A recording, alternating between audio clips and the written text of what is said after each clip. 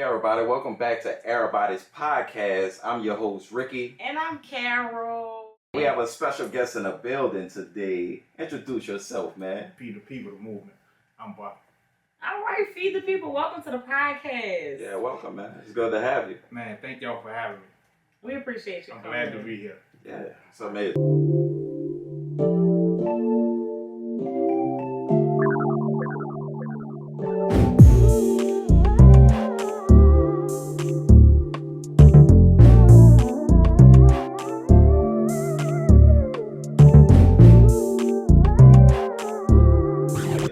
So, first off, I want to just find out, feed the people, like, what inspired Feed the People? God say feed the people. Mm-hmm. Really, like, I was in prison. I did like 27 and a half years in prison, right? On a life sentence. I was in prison. It was during a pandemic time, like in 2020 when the pandemic was hitting. It was different. The pandemic was a paradigm shift for the whole world, even in prison. Right. It changed the way prison was ran. So we was in a unit for like all day, locked down because of COVID, right? Yeah. One day I was just asleep, and I just heard it, feed the people, and I'm like, feed the people, what that mean? I woke up, so I asked the guy that was sleeping next to me, I said, man, you was talking about feeding somebody? Well, I don't know what you're talking about, but I was asleep. So I asked all the brothers who sleep around me, I'm like, what y'all? They were like, nah, brother, we were asleep. I'm like, who said it? What that mean? So on that day, I asked a lot of different brothers, like, what feed, when I say feed the people, what that mean? So everybody was like, I don't know what you tripping off, bro. I don't know what you tripping off. So they had one guy in particular, he said, say, bro, he said, that's what you do. I'm like, what you mean? He said, you do that every day. He said, you do that all the time. He said, you work in the law library, you help people all day. You teach a law class, you teach critical thinking, you teach transaction analysis, you feed the old people. That's what you do, you feed the people. Yeah. I'm like, wow. Yeah. And that's where it stuck from there. That's big. Look at that. That's big. Because when I first seen the name, I'm thinking it's like, you're actually going around and doing campaigns on feeding people, right? I do that too. Oh, that's big. Oh, well, that's wonderful. That's big. Right. That's big. Yeah. Now, see, I heard the opposite. When I heard feed the people, and then I just clicked on it. The first time I heard you start talking, I knew exactly what you was doing. And, like, just how you say, like, you heard it, like, I tell him about my transition in the last 2 months. I don't think I even told y'all this story, but when I left my husband and then I went through a place where I had to cleanse myself and I had to rebuild my relationship with God. And I was actually at work one day and I was in the post office and then I was working and I heard like a voice saying like, it's time. Like, and I kept saying, what you talking about, it's time? Like, and then I got scared. Mm-hmm. Then the lights clicked off in the post office and I took off running like out the doors because it was like more like I couldn't breathe. But at that time I was going through like this transition, like building my relationship with God and trying to like center myself, like to get focused. And when you go into a place where you are now going into that relationship with God, that is so different. And when he find gifts in you and he give you your purpose, he start really speaking to you. And he speak to you in a voice where it's like only you can hear it and it's only where you can understand it. And it was scary for me at first because I didn't know how to accept it. And then I started praying and I'm like, I called my cousin on the phone, she'll tell you, my big cousin is actually my mom's best friend. And I was like, something happening to me. And she was like, just calm down, take a deep breath. And I'm like, what is going on? And she was like, when God started talking to you, she was like, you have to listen. And then she told me the key thing she said, what you about to do is you about to start losing people around you. She said, you're going to start, like, God going to start shifting you away from certain people. And she was like, don't be afraid of that because sometimes he's taking people out your life to develop you. And when he started developing you, you go into a different place. And it was so crazy because then I would all of a sudden start getting into it with certain one of my friends. And it's just because people couldn't understand, like, they see me as this one person where I was just a party girl having fun. Then all of a sudden, I'm not that person no more. All of a sudden, I'm just changing. And so it's such a shift. Right. So when you saying you heard that, it's like, it's powerful to me because I'm like, you are gifted if when you start hearing the voice of God and other people don't hear it like that. And some people may think you're crazy or whatever, but no, it's like, it's just a different thing that happens. And he especially has gifts for each one of us. And that's so powerful.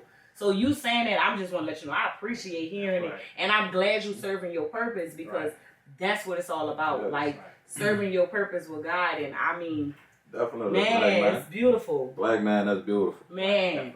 Black Especially man, after that's what powerful. you, like, little bit of snippet of what you told me, what you've been through, and to now change that purpose and doing something so different, and I like when I hear you talk about it, I'm like, just to hear people just loving on God and still being able to be themselves. Right. That's what people forget. You can be yourself and have fun and enjoy things and still have that relationship and serve other people. Exactly. Like, you know. Exactly. Right. Especially not losing that identity too, right? Mhm. Because as young people, you know, and looking up to our seniors and the generation before us, it's like the only thing that make us move is seeing that a brother been in those shoes, right? Right. Mhm. You have to be and walked in a certain light and change your life in order to change what's going on around you. Right. That's the potion, man. Right. That's the recipe. Right. You only build or destroy. Yeah. Mhm. Yeah. Definitely. Yeah. Either one of the two. Yes, Either sir. you're gonna help them or you're gonna destroy them. Yeah. Either one of the two. Yeah. I chose to build. Yeah. Yeah. Right. Yeah. And then the way the world is now, you know, the kids are so active. Right. You know, and they in their own mind thinking that they're the first ones who done things. Right. Because brothers don't clean themselves up and come and give back. You know what I'm saying? Right. So it's really, really important. It's important. It's an important movement that you got going on, my brother. And I really appreciate that. Right. You know, from even doing time my own self, you know, getting into the wrong things. When I found out that I was on a solo mission, I didn't have role models and stuff around me, people I looked up to, or people who wanted to pour back, who've been in a certain situation. And then messing with hip hop too. Right. Right? I was like, man, as an artist, you gotta get into this shit. Right. Like you gotta go to jail to become Oh, relevant. to be able to talk about it. Yeah, to be able to Yeah. talk about it, right? But you know, as time passed and I went and done my time, I'm like, man, all this shit is irrelevant. Right. Yep. Entertainment is really entertainment. Yep. You know, a lot of these dudes come from Beverly Hills and Right. And they make you up know what their I'm stories saying? however they want to What? make it. They'll watch your story and create a whole song about your Come story. on, it's art. Yep. It's crafty. Yep. And these young boys need to see, you know, that they do have some representation. Mm-hmm. Right. Somebody who come from where they come from, but you ain't gotta do it like that. Right. Yeah. Right. Feed Let me be an example. Yeah. Right. I used to always tell my nephews that, look, let me do this prison bid for you. Yeah. And they're like, what you Yeah. mean? I'm like, look, check me out. Look at me, man. Let me do it. You ain't gotta do it. Mhm. Yeah. You ain't gotta get a life sentence like I got. Yeah. In order to understand how it go, what's happening for real. Yeah. Yeah. You know what I'm saying? Yeah. So that's kind of like my mission, to always kind of like show people. That's why I always say where I come from. I always tell people I'm out the project. Always tell people I've been to hell. Not to glorify none of those Yeah. things, to just show you that, look, you too can come up out of those situations. Right. You know what I'm saying? The project didn't make me. It didn't break me neither. Yeah. You know what I'm Right. saying? Prison didn't make me. It didn't break me neither. Right. It just was somewhere I had to go. You know what I'm saying? I Yeah. didn't want to go to prison. Of course I didn't. Yeah. But that's where I was at. Yeah. Right. You know, and I made it out.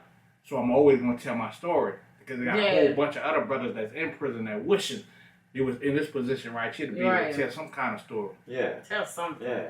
That's Do you find that it's hard to like connect with the young dudes to like for them to like they call them the YNs now? Do you find that it's hard? YN. For real, that's what they say, the YNs. Do you I find don't that call it's them hard? that though. I don't call them that, but no. Not really. Mm-hmm. Not really. You know, when they respect you and they respect what you're doing, man, so many of them pull up on me. Like, man, I be everywhere I be at, they be pulling up on me, they be listening, and they be Yeah. telling me. Yeah. They be like, bro, we listening. Yeah. Nobody ain't talked to them before. Nobody tell them, you know, like you said, they don't Yeah. have nobody to look up to. Yeah. See, my brother told me long time, like I got raised brothers, right? And I lost my mom and my dad, and I raised my 3 brothers. And my oldest one, like, you know, we from the Ninth Ward. And he used to say the biggest thing that hurt him and his friends is that there's so many people that come into the hood and like pastors, preachers, all of these people, they come in the hood and they give you this wonderful speech, right? They make you feel like everything could change. He said, but then it's like you don't see him no more. You don't hear from him no more. It's like you make me feel like my life could be so much different, but then nobody show up the next day. And he was like, that's the hard thing for them. It's like it's you make it believable at that moment, but then after you done giving me your speech, you go back to the church house. Nobody don't come back and get us and bring us. Nobody don't come back the next day and talk, because what we going through is every day. You come and give us this one day, it does something at that moment, but then that's it. Yeah. So he said it stops them from believing in that stuff could really be different because y'all not consistent. Right. And you know what I'm saying? So I always said if I ever had a chance, like I would love to be the consistent person.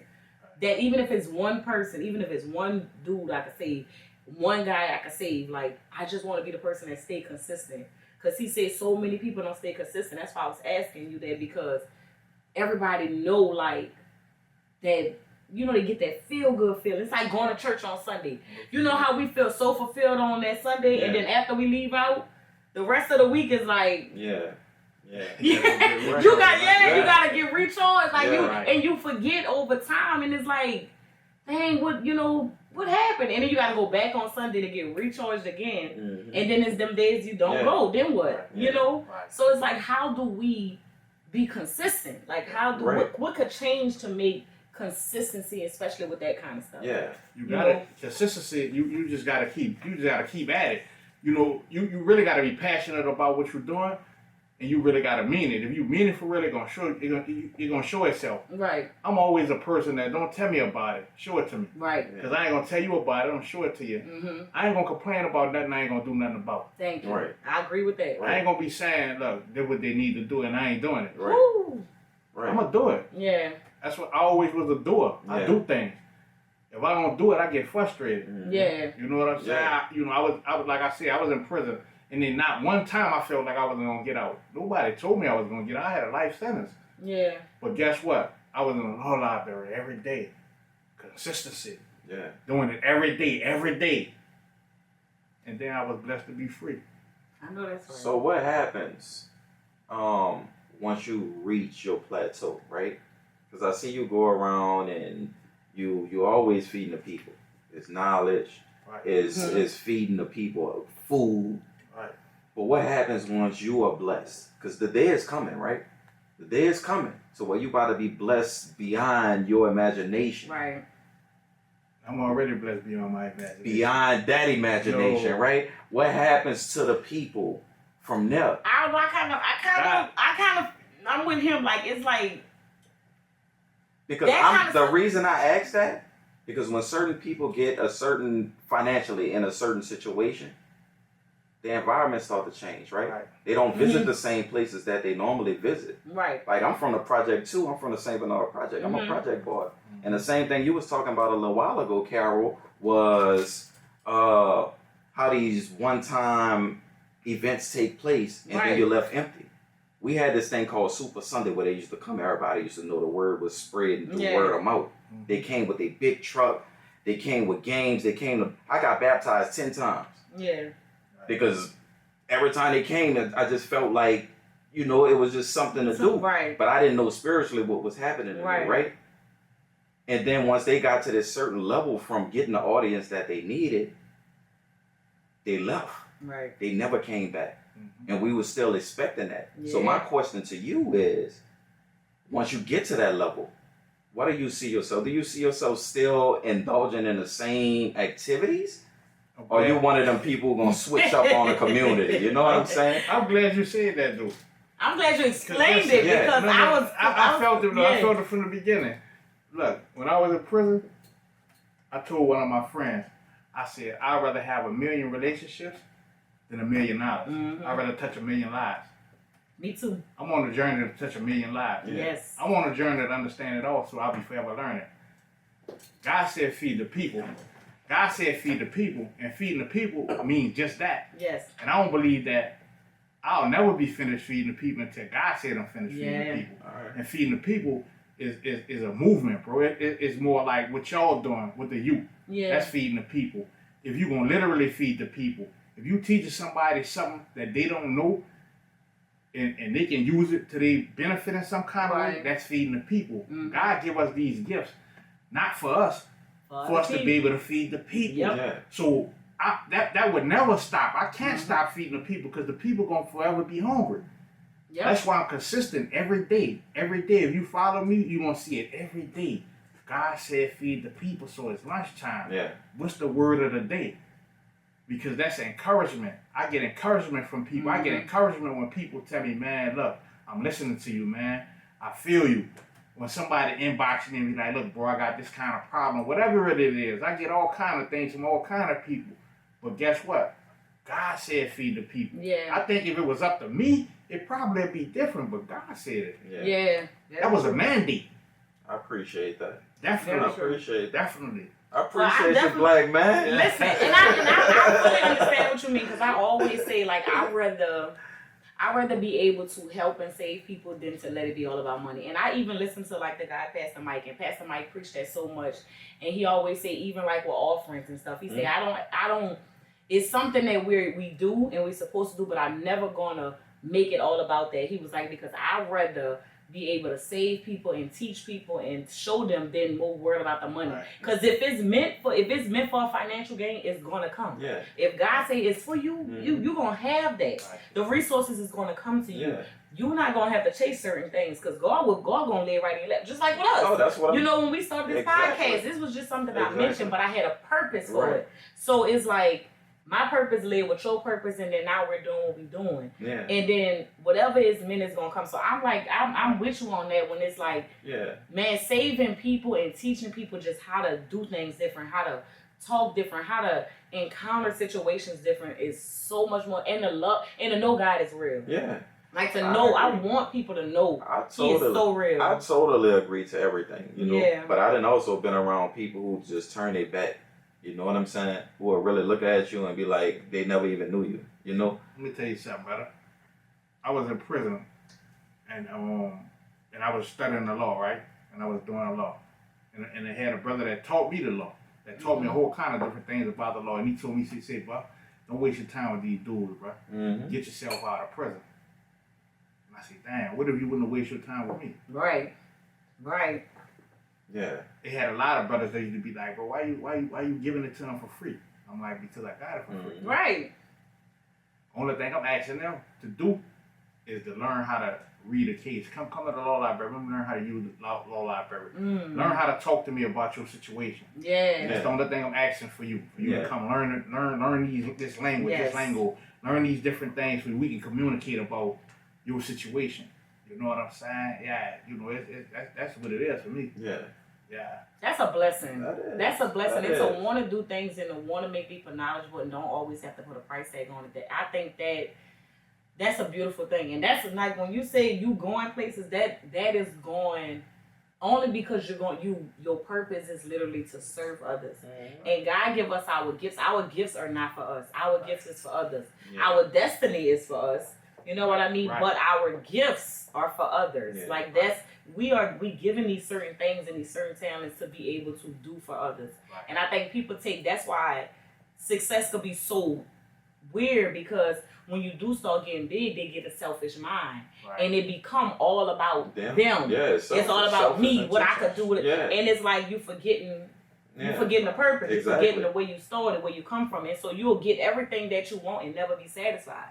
You know what I'm saying? You see the richest people killing themselves and committing suicide because why? Those people, you get in these places and y'all get everything you wanted, and then you still realize it's not satisfying you because that's not the purpose. Right. You know what I mean? You have to serve in purpose. So for both of y'all, I want to know, like, when your cup empty, who fills your cup? You know what I'm saying? Because there's only so much giving you could give before you just become exhausted. I learned how to pray. Right. I really learned how to pray. And at one time, I could truly say I did not know how to pray. I didn't know that I could talk to God like I'm talking to you right now. Like, I always felt like when you see preachers in church, or you see, you know, when people come and pray for you, it's like they got this automatic, you know what I'm saying, that automatic thing they know how to do just to make it sound like a great speech. But I thought that's how I had to pray in order for God to hear me. And so when I started building and I started reading the Bible and I started listening to Pastor Mike and the Aries Daniels, and when I started listening to those pastors and those preachers and they was talking to me, and it's like I would hear, like, I would be praying and I'd be telling God, like, just riding the car, and I'd be saying, God, I'm so frustrated, I don't know what to do, just when I was quitting that job. And I think I sent you when I literally clicked on and he talked about the girl that was bleeding. And I was like, oh my God. You know what I mean? And he said in there, he said, stop being afraid to let go. Sometimes you letting go something to do something else. So I learned how to have a conversation with God, like, but not like Don't create this mindset that it gotta be all fancy. No, Yeah. tell him exactly what you're going through. Tell him exactly how you feel and ask him of what you need. Okay. I used to be afraid to do that. So you travel through the spiritual realm. I have to. Okay. It's the only thing, honestly, it is literally the only thing that works for me. Cool. And when I do that, Mm-hmm. then I could deal with everything else. But if I don't go to him first, man, I'll be dysfunctional. Okay. You know what I mean? Like, I break down. Yeah. I break down and I lose myself and I live in fear. Yeah. You know? What about you? Bob? Prayer works. Prayer works, but I got people too. I got people that pour into my life also. Mm-hmm. I got so many different people, friends that I have, and they pour into my life Yeah. a lot of times, you know, because it get exhausting. We human, Mm-hmm. Yeah. you know what I'm saying? Sometimes you know, you get depleted, and then it's like, by me spending so much time in prison, man, we deal with like post-traumatic stress. Yeah. Yeah. You know what I'm Yeah. saying? Big time. Mhm. So that thing come out in all kind of different ways. Mm-hmm. Sometimes I might just get sad. Yeah. Like it just come out of the blue. It be happening. It happens like that. Yeah. You know what I'm saying? So they got all kind of different people that pour into my life. I might call them and talk to them. I might go see them, or we might talk. But I have people, and I pray too. Yeah. You know. Yeah. See, I used to have the combination. people, but I didn't have the discernment to Right. know who was telling me the right things and the wrong Right. things. Right. So that was a difference. Like, I had people that would tell me, and it'll feel good, but then I couldn't discern, like, what was the right thing. Right. So when I started having conversations, then God discerned to me those, like, I know which voices is, like, ones I'm supposed to hear and ones I'm not. Yeah. And that changed. What about you? I have people, Mm-hmm. and I also have God, right? Yeah. I stopped believing in the image of spirituality that was given. I had to unlearn and relearn, really. Yeah. Right. That's what I'm doing yeah, now. because when I went to jail also, I'm praying to Jesus. And not that I think Jesus was a real person. Mm-hmm. But I think there were many other prophets Mm-hmm. as Jesus, right? So when I learned that God is us, Yeah. if he said we are in resemblance of him, he made us in resemblance of him. I had to tap into the God that was in me because I was given so much power to this one man. Yeah. You know what I'm saying? That it kept me from really tuning into the power I had. My prayers was being blocked, I felt like, because I wasn't praying properly. It is a proper way to pray. It's to put yourself on a pedestal. That's what I feel. Not a pedestal, but put yourself right next to God so he can hear you. And a lot of times we try to send our prayers up this chimney, right? And they have to go through so many layers. And then it gets filtered into a way where by the time you hear it, it's like when you do that little thing when you were young, right? The teacher used to sit you around and whisper something in the ear. By the time it get back to the person, man, the message is totally different. And you feel like you have to go through channels? I feel like it's channels. But now I feel like by me having this connection directly with the God that I believe in, the one, the higher power, I feel like when I ask this man for something and when I thank him, he receive it instantly. I see, I never felt like that. I never felt like I had to go through. I just didn't. I used to have so much stuff happening into my life, and I questioned everything. Yeah. At one time, it was like, okay, why my mom had to get sick and die? Why my dad had to get sick and die? Why I just didn't understand why I was going through so much. And I'm like, I'm a good person. Like, I do good. I help everybody. I put everybody before myself. Like, why am I always suffering? And that's what I just didn't understand. That's when I used to be mad. We all been there though. We all been there. I used to get mad and I used to be like, why me? Like, why me? And then when I started reading the Bible and started understanding the stories, and like people always like, oh, the Bible, it's not real, it's written by man. I look at the stories. Yeah, it's the story. And then I read those stories, and then when I read it, and then I realize how all of them same stories that you see in the Bible, it's happening every single day.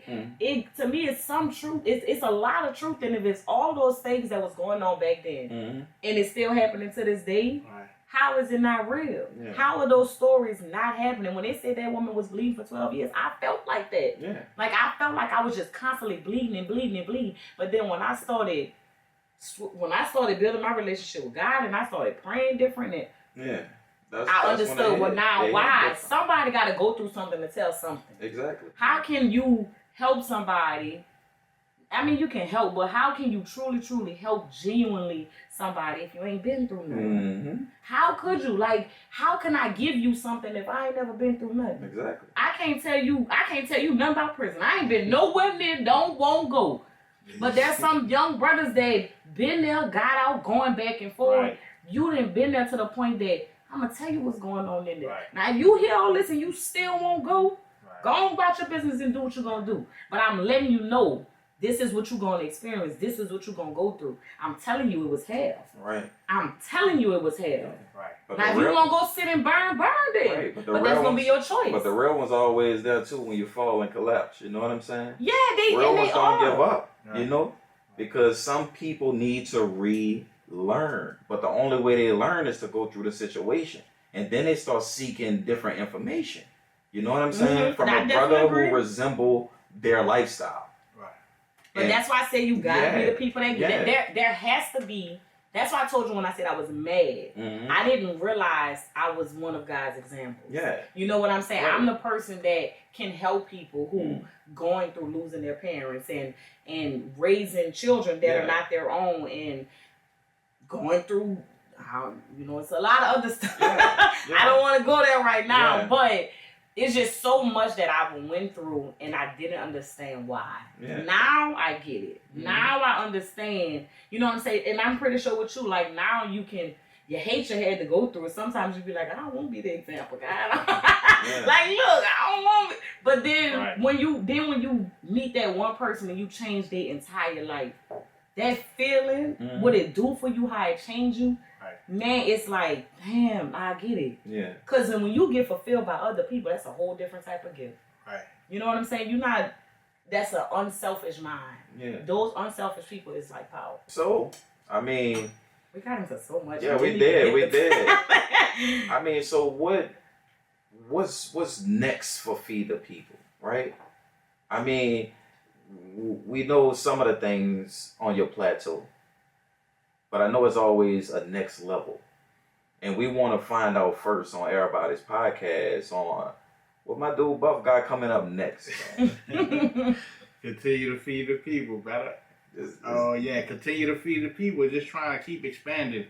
You know, I've met people from like different states, different backgrounds, different things. You know, just connecting with them and spreading the movement. Like I said, Feed the People is the movement. I'm not Feed the People. Feed the People is the movement. I'm trying to encourage everybody to feed the people. Yeah. You know what I'm saying? So it's a journey that I'm on. Okay. And I'm going to keep pushing that narrative. Yeah. I'm going to keep on. Everybody I encounter, I'm going to try to get them, and hopefully they can get somebody else to feed the people. Right. You know what I'm saying? So that's kind of like what I'm on that level right there. But then, you know, I work at the public defender's office. Okay. You know what I'm saying? So, you know, and what we do is help people. Right. You know, help people that's in jail, try to get out, show they have an alternative for people that maybe like got a mental health issue or may have a drug addiction or something like that, and kind of like trying to show that, man, this person don't need to be locked up, this person need help. Yeah. You know, and just always pushing that narrative, always making the people understand that they got a power, that they don't understand that they got. People can change things. Yes. You know, so some people have to be empowered. The only way you can empower them is you educate them. Right. Yes. If you put them on top of what's going on. So that's part of what I'm doing also. You know, there's so many different things that I'm trying to do. I'm sorry, I didn't start. Go ahead. Go ahead.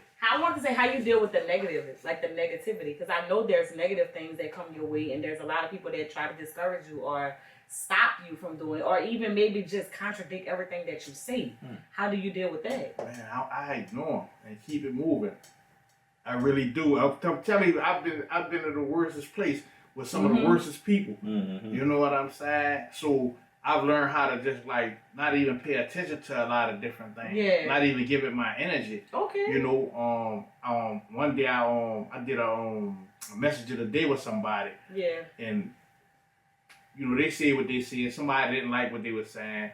So that person and that person, they talking, going back and forth. So I'm like, man, hold up, this is not the spot for that. Right. You know, we ain't doing none of that. We ain't doing that right there. You know, everybody has their opinion. You know, if that person said that was their message, that was their message. Yeah. So you believe in letting people feel their feelings. Yes. If it wasn't for you, Don't Right. tune in. Right. So the Right. brother said, I'm gonna unfollow you. I said, fine, bro. Yeah. Yeah. That ain't got That nothing ain't to do with moving me. me. That don't have nothing to do Yeah. with me, man. I'm still do what I Right. do. That ain't moving me. I'ma still do what I do, man. Yeah. Once I understood who I was, Yeah. man, that was big in my life. That's love. Man, Yeah. that's a blessing. Right. And Right. see, that's what I wanted to know. And I talk about this all the time when I say people have to feel their feelings. Like, even if